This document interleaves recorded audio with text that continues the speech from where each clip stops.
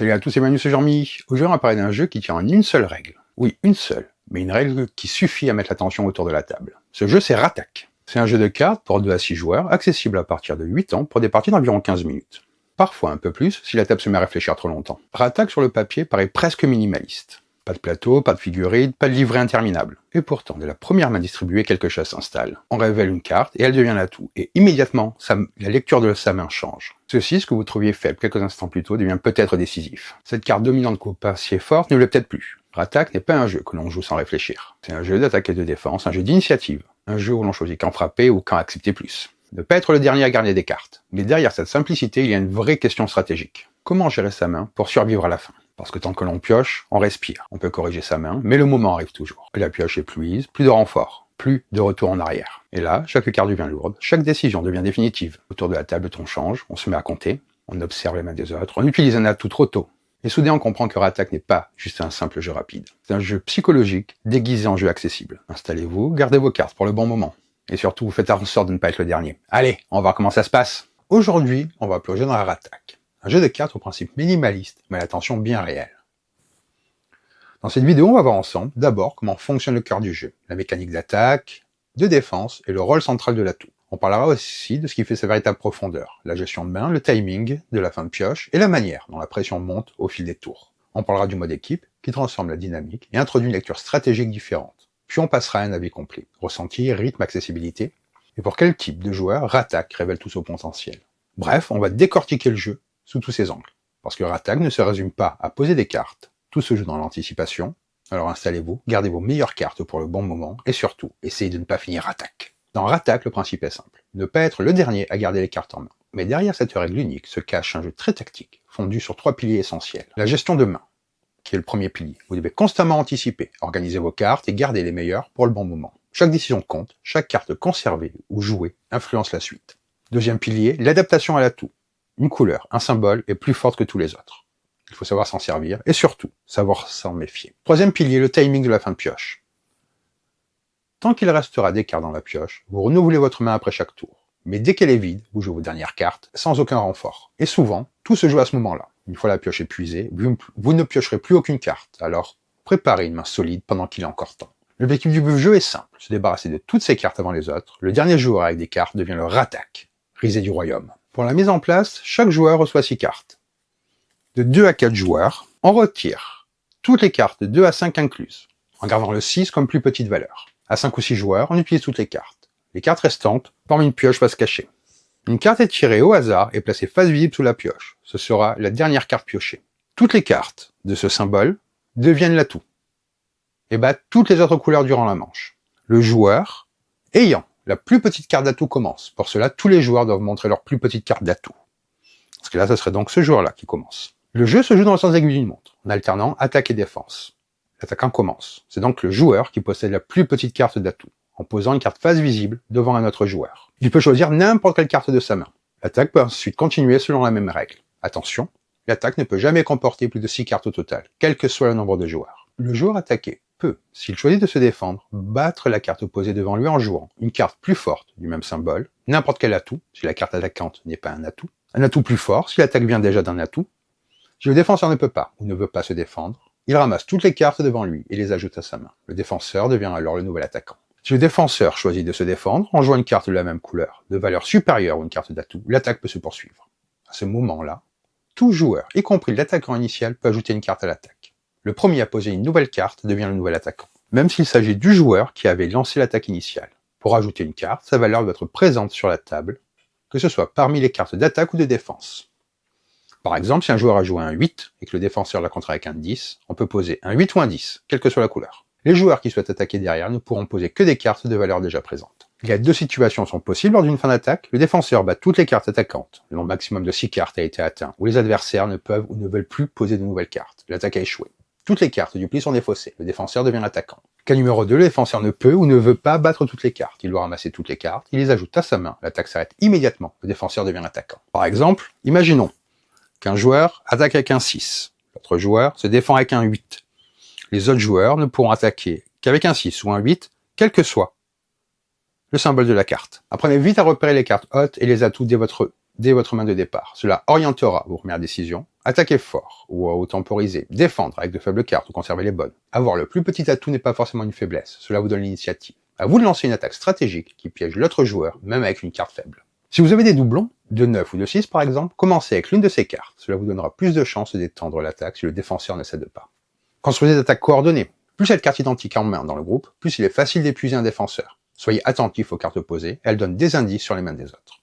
Il vaut parfois mieux ramasser plutôt que gaspiller vos atouts en début de partie. Savoir perdre une manche peut préserver vos meilleures cartes pour la fin. Quand vous êtes défenseur, sortir proprement d'une attaque vous donne la main et un avantage psychologique. Mais si vous sentez que vous allez devoir trop vous exposer, il vaut mieux parfois céder. À la fin du tour, chaque joueur ayant moins de 6 cartes doit piocher jusqu'à 6 cartes. Au début de chaque tour, tous les joueurs doivent avoir 6 cartes en main jusqu'à l'épuisement de la pioche. La carte a tout, visible compris. La couleur de la tour reste la même jusqu'à la fin de la partie. L'attaquant pioche en premier, puis les autres joueurs dans le sens aiguille d'une montre. Si la pioche est vide, les joueurs continuent avec leurs cartes restantes. Le jeu se termine dès qu'un seul joueur a encore des cartes en main. C'est lui qui perd la partie. On va l'appeler le rattaque. Vous pouvez également jouer en équipe à ce jeu.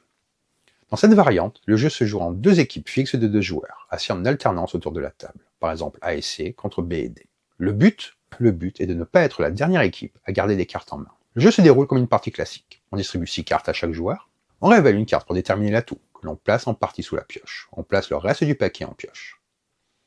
Le joueur possédant la plus petite carte d'atout commence la première attaque. Tous les joueurs doivent révéler leur plus petite carte d'atout. En équipe, chaque tour oppose une équipe attaquante à un seul défenseur de l'équipe adverse. Le 4e joueur reste en pause. Prenons l'exemple de 4 joueurs assis dans l'ordre. A, B, C et D. A et C sont ensemble contre B et D. Si A attaque B, il est soutenu par C. D ne joue pas ce tour. 2 cas sont possibles. Si B réussit à défendre toutes les cartes, il devient l'attaquant du tour suivant. Il attaque C, soutenu par son coéquipier D. Le joueur A est alors en pause. Si B ne parvient pas à tout défendre, doit ramasser les cartes. C, le coéquipier de A, devient l'attaquant. Et D, le coéquipier de B, devient le défenseur. Il y a quelques règles spécifiques en équipe. On ne peut jamais attaquer son propre coéquipier. Pas de communication entre partenaires. Pas d'échange ou de don de cartes entre membres d'une même équipe. Chaque joueur continue à piocher pour remonter jusqu'à 6 cartes tant que la pioche n'est pas vide.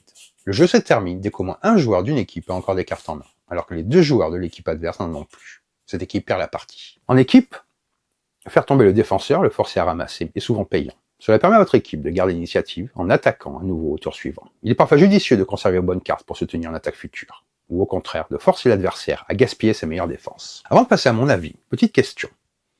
Dans l'attaque, le pire n'est pas de perdre un pli, ce n'est pas de ramasser des cartes, le pire c'est d'être le dernier à en avoir encore en main. Alors ne soyez pas le rattaque de cette vidéo. Si vous aimez les jeux, où tout se joue au timing, où chaque décision compte, où l'initiative peut tout changer, prenez l'avantage dès maintenant. Abonnez-vous à la chaîne, activez la cloche pour ne jamais rater la prochaine partie. Laissez un like, c'est votre carte forte pour soutenir le contenu. Et maintenant, dites-moi en commentaire, quand vous jouez à un jeu comme Rattaque, vous êtes du genre à attaquer immédiatement pour mettre la pression ou à construire votre main en silence? Je lis toujours vos stratégies. Et maintenant, passons à mon avis. Il y a des jeux qui impressionnent par leur matériel, d'autres par leur complexité. Et puis il y a ceux qui tiennent dans une seule idée. Rattaque fait partie de cette catégorie. Une règle centrale, ne pas être le dernier à garder les cartes en main.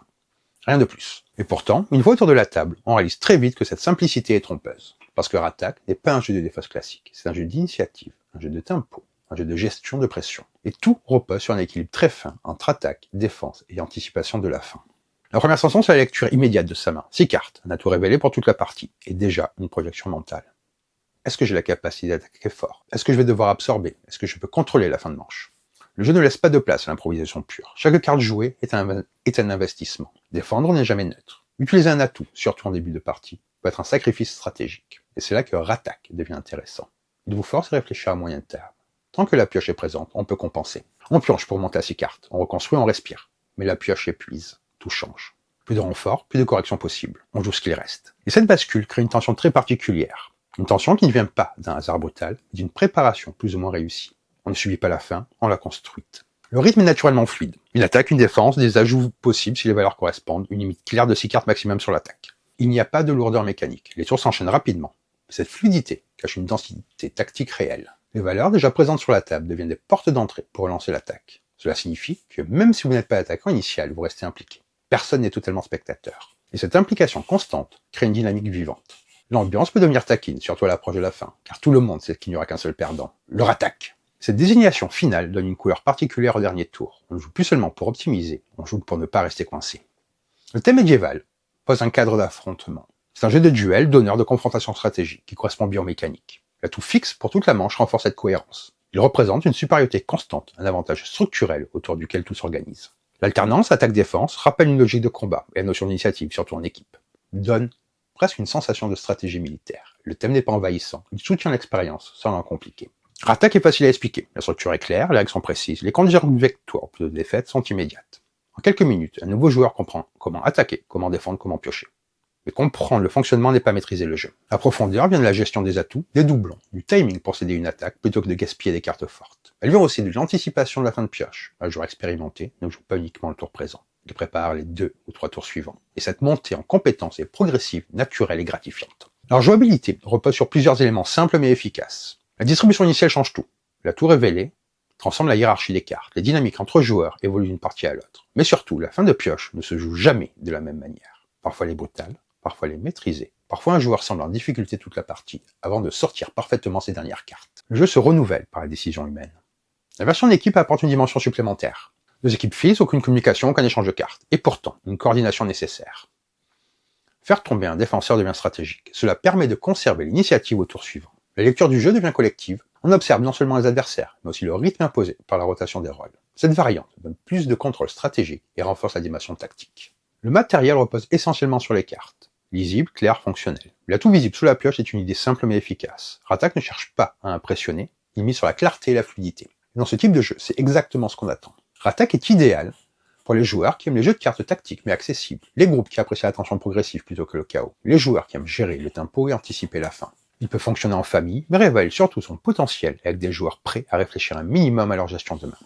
Rattaque est un jeu qui prouve qu'une règle simple peut cacher une vraie profondeur. Il ne cherche pas la complexité artificielle, il ne surcharge pas ses mécaniques. Il installe une tension progressive basée sur l'anticipation, l'initiative et le timing. Ce n'est pas un jeu spectaculaire, c'est un jeu précis. Et pour celles et ceux qui aiment les affrontements tactiques à base de gestion de main et de pression stratégique, Rattaque offre une expérience solide, tendue et souvent plus stratégique qu'elle n'en a l'air au premier regard. Un petit jeu, mais un vrai duel. Donc voilà pour cette vidéo, j'espère que ça vous a plu. Pour ce jeu, je vous invite à découvrir. Et sur ce, je vais vous dire bonne partie et bon jeu!